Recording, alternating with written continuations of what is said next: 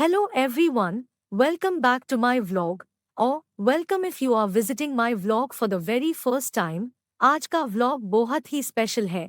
आज के vlog में आपको मैं पूरी डिटेल्स बताने वाली हूँ ऋषिकेश के बारे में, तो वीडियो को एंड तक देखना और हो सकता है ये वीडियो 2 या 3 पार्ट्स में डिवाइडेड हो तो जो भी लिंक होगा वो आपको डिस्क्रिप्शन में मिल जाएगा।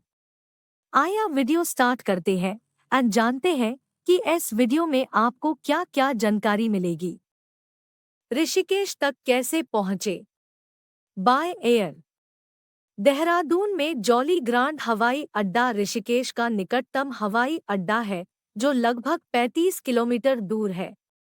एयर इंडिया, स्पाइस जेट और जेट एयरवेज जैसी लोकप्रिय वाहक की नई दिल्ली से दैनिक उड़ानें हैं। दिल्ली के अलावा लखनऊ से देहरादून की उड़ान भी है। हवाई अड्डे पर पहुंचने के बाद आप नियमित टैक्सी या बस सेवा का विकल्प चुन सकते हैं जो देहरादून से ऋषिकेश तक आसानी से उपलब्ध है। ऋषिकेश का दूसरा सबसे बड़ा अंतर्राष्ट्रीय हवाई अड्डा नई दिल्ली में है जो दुनिया भर के विभिन्न शहरों से अच्छी तरह से जुड़ा हुआ है। ट्रेन द्वारा ऋषिकेश को निकटतम रेलवे स्टेशन हरिद्वार में है जो लगभग 25 किलोमीटर दूर है। हरिद्वार प्रमुख भारतीय शहरों जैसे दिल्ली, मुंबई, कोलकाता, लखनऊ और वाराणसी से जुड़ा हुआ है। कुछ लोकप्रिय रेलगाड़ियों में शताब्दी express, Jan Shatabdi, AC special express और मसूरी एक्सप्रेस शामिल है। ऋषिकेश की यात्रा करने वालों के लिए हरिद्वार तक ट्रेन लेने के लिए सलाह दी जाती है और फिर या तो बस या टैक्सी के माध्यम से ऋषिकेश तक जाया जा सकता है। बस में लगभग 45 मिनट लगते हैं। टैक्सी आपको करीब आधे घंटे में ऋषिकेश तक ले जाएगी। सड़क के द्वारा ऋषिकेश राष्ट्रीय राजमार्ग 58 के माध्यम से अन्य शहरों से जुड़ा है जो कि अधिकांश वर्ष के लिए अच्छी स्थिति में रहता है। पहाड़ी इलाके का छोटा भाग थोड़ी सड़कों पर हो सकता है, लेकिन पर्यटक टैक्सी लेना पसंद करते हैं या ऋषिकेश तक पहुंच सकते हैं। दिल्ली से ऋषिकेश के लिए ड्राइव लगभग 6 से 7 घंटे लगेंगे। ऋषिकेश का इतिहास और जानकारी। ऋषिकेश भारत के उत्तराखंड राज्य के देहरादून शहर में स्थित है। यह तीर्थ स्थल बहुत पुराना और धार्मिक हिंदू स्थल है जहां अनेक ऋषियों के आश्रम है। ऋषिकेश हिमालय का प्रवेश द्वार कहा जाता है। इसे योगियों की वैश्विक राजधानी कहा जाता है। ऋषिकेश हरिद्वार से उत्तर में 25 किलोमीटर और देहरादून से 43 किलोमीटर की दूरी पर स्थित है। संस्कृत भाषा में उस नगर का नाम ऋषिकेश लिखा गया है। वेद और पुराणों में इस जगह को हिंदू धर्म में पवित्र माना जाता है। ऋषिकेश से बहती गंगा नदी नगर से गुजरते हुए समतल धरती की ओर बढ़ने लगती है। उस नगर का शांत और स्वच्छ कई विख्यात और बड़े ऋषि मुनियों का घर है। भारत देश के ऋषिकेश उत्तराखंड और पूरे विश्व के हिंदू धर्म का पवित्र स्थल है। अगर आप भी ऋषिकेश के बारे में जानना चाहते हैं तो हमारे इस आर्टिकल को पूरा पढ़िएगा। तो चलिए ऋषिकेश का इतिहास और जानकारी बताते हैं। ऋषिकेश नगर अपनी कुदरती सौंदर्यता और गंगा नदी की पवित्र धार अतुल्य और मोहक बनती है। हर साल ऋषिकेश नगर में यात्री अपने मन की शांति के लिए और ध्यान लगाने के लिए आते हैं। नीलकंठ मंदिर, लक्ष्मण झूला और वशिष्ठ गुफा जैसे पवित्र स्थल ऋषिकेश की मुख्य पहचान है। ऋषिकेश 2 शब्द का मिश्रण है, ऋषिक और एश। ऋषिकेश मीनिंग इंद्रिया और दूसरे शब्द एश का गुरु या भगवन होता है। भारत देश की स्वतंत्रता के बाद ऋषिकेश को हिंदू धर्म का पवित्र स्थल घोषित किया और नगर की सुविधाओं के बढ़ाने की सरकार ने पूरी तरह से पूर्ण कोशिश की है। ऋषिकेश शहर को हिंदू धर्म के लोग बहुत ही पवित्र मानते हैं। पूरे भारत देश में एक यही स्थान है जिसके कारण लोगों का मन का ध्यान मोक्ष की ओर बढ़ता है। ऋषिकेश नगर कई योग संस्थानों, आश्रमों और मंदिरों के साथ शांति और ज्ञान प्राप्त करने का पवित्र प्रतीक कहा जाता है। यह जगह कुदरती और हिमालय का प्रवेश द्वार है। प्राकृतिक की गोदी में यह जगह आराम करने एवं मन के तनाव को खत्म करने के हेतु अद्भुत मानी जाती है। ऋषिकेश की पौराणिक मान्यता। ऋषिकेश में एक प्रसिद्ध और महान संत रिहाना ऋषि का निवास स्थान था। उस संत ने पवित्र गंगा नदी के तट पर भगवान विष्णु की अघोर तपस्या की थी और भगवान विष्णु ने ऋषिकेश के रूप में संत रिहाना ऋषि को दर्शन दिए थे। इन्हीं कारण ही इस नगर को ऋषिकेश के नाम से जाना जाता है, ऐसी एक मान्यता प्रचलित है। दूसरा, यह भी कहा जाता है कि ऋषिकेश पौराणिक केदार खंड का एक हिस्सा है। ऋषिकेश नगर के लिए कई धार्मिक कथाएं कही जाती हैं। माना जाता है कि समुद्र मंथन जो देवों और दानवों के बीच हुआ, उसमें से निकला जहर शिव ने इसी जगह पर ही पिया था। इसी कारण ही इस स्थान का नाम ऋषिकेश पड़ा था। पौराणिक मान्यता अनुसार हिंदू धर्म के आदि गुरु एवं प्रसिद्ध धार्मिक गुरु शंकराचार्य के बाद 9वीं सदी में ऋषिकेश नगर में आए थे और उनके बाद इस जगह ने हिंदू धार्मिक स्थान ऋषिकेश की गिनती मुख्य रूप में अपना स्थान ले लिया था। ऋषिकेश के दर्शनीय स्थल। ऋषिकेश दर्शनीय स्थल त्रिवेणी घाट। इस घाट पर 3 नदियों पवित्र नदी गंगा, यमुना और सरस्वती का संगम होता है। गोधूली वेला में नियमित आरती का दृश्य मनमोहक कहा जाता है। इस जगह गंगा नदी दाईं तरफ मुड़ जाती है। यह घाट स्नान करने का प्रमुख घाट है। यहाँ प्रातः काल के वक्त में अनेक यात्रिलु गंगा नदी में डुबकी लगा ले पवित्र हो जाते हैं। देवों की भूमि उत्तराखंड में ऋषिकेश एक पौराणिक धार्मिक स्थान है। ऋषिकेश में त्रिवेणी घाट की काफी मान्यता है। त्रिवेणी घाट पर गंगा स्नान करने का विशेष महत्व बताया जाता है। त्रिवेणी घाट पर आकर गंगा स्नान करने से सभी पाप खत्म होने की मान्यता है। कहा जाता है कि त्रिवेणी घाट वह स्थान है जहां पर प्रमुख 3 नदियों का अद्भुत संगम है। ऋषिकेश में जहां गंगा, यमुना और सरस्वती का संगम हुआ है, उस जगह को त्रिवेणी घाट के नाम से जाना गया है। हिमालय से आने वाली मोक्षदायिनी गंगा, यमुना और सरस्वती का संगम होने से माना जाता है कि यहाँ कर्मकांड करने से पुण्य की प्राप्ति होती है और पूर्वजों को मोक्ष की प्राप्ति होती है। पंडित चेतन शर्मा बताते हैं कि ऋषिकेश का त्रिवेणी घाट अपने आप में विशेष महत्व रखता है।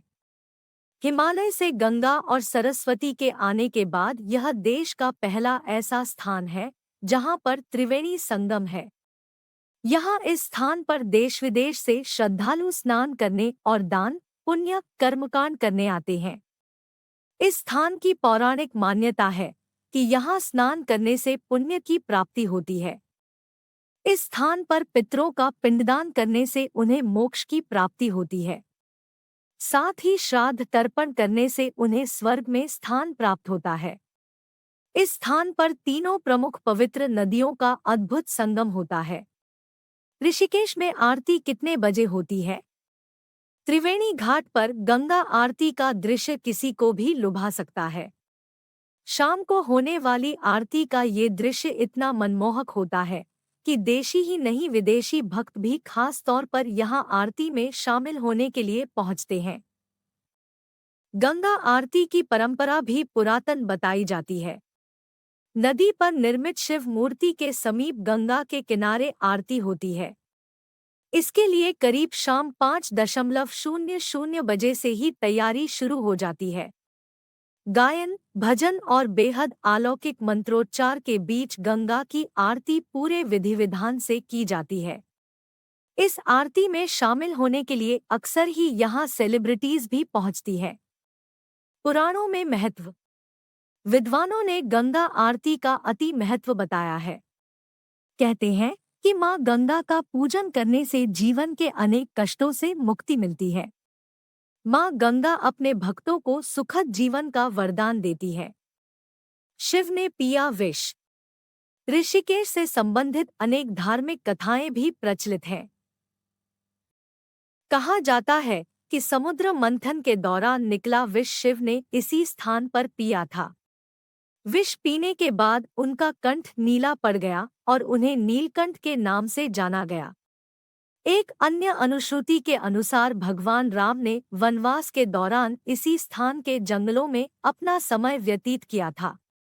लक्ष्मण झूला इसी का प्रमाण माना जाता है। ऐसे पड़ा नाम। यह भी कहा जाता है कि ऋषि राभ्या ने यहाँ ईश्वर के दर्शन के लिए कठोर तपस्या की थी। उनकी तपस्या से प्रसन्न होकर भगवान ऋषिकेश के अवतार में प्रकट हुए।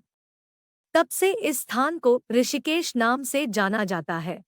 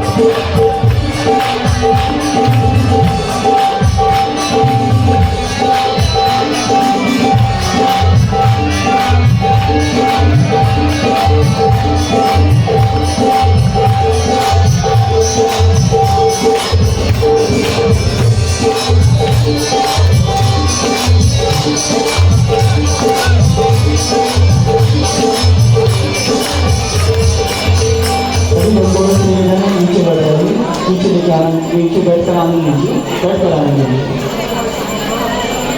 हेलो कृष्ण गोविंद हे नारायण वासुदेव, श्री कृष्ण गोविंद हरे मुरारे, हे नारायण वासुदेव, हे नारायण वासुदेव, हे नारायण वासुदेव, हे नारायण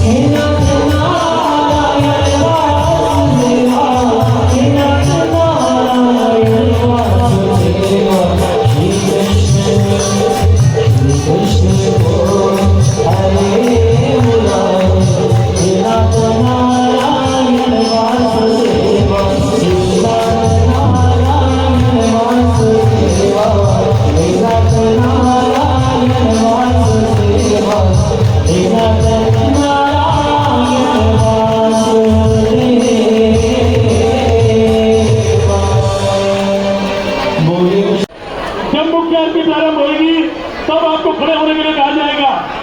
कृपया मुख्य आरती के टाइम पे खड़े हो। जो लोग रास्ते में बीच में खड़े हैं इनसे निवेदन है भैया रास्ते से हटिए और बैठ जाओ।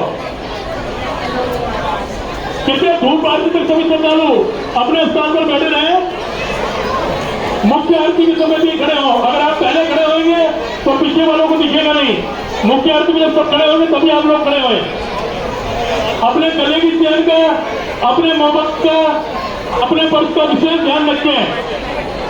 जय मां गंगे, हर हर गंगे।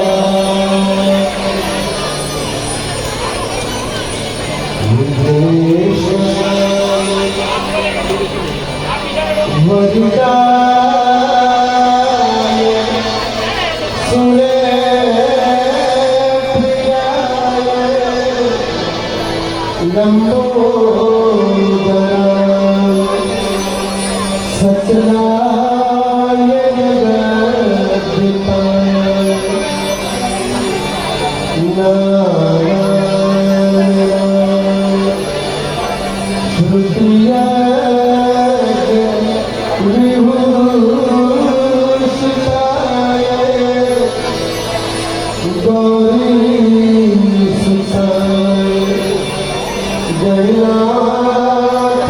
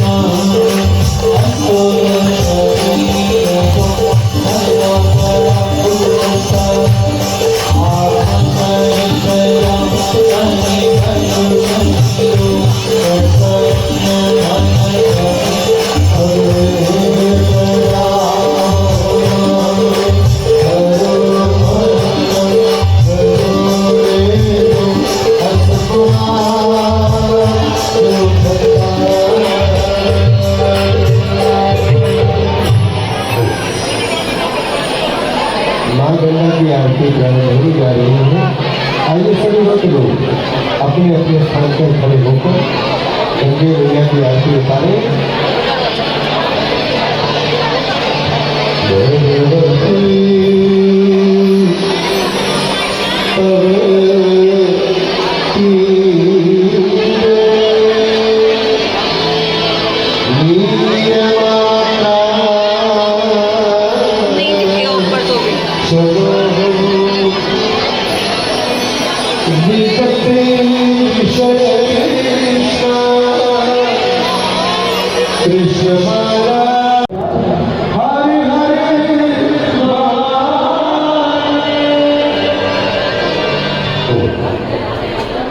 आइए सभी भक्त लोग मिलकर कुछ देर के दृष्टि भगवत नाम संकीर्तन का गान करें। सभी मिलकर मेरे साथ साथ संकीर्तन करें। जिन भक्तों को मां गंगा को कोई ध्यान देना हो, कोई सेवा करनी हो, आप श्री गंगा सभा के कार्यक्रम से संपर्क कर सकते हैं। आइए सभी मिलकर संकीर्तन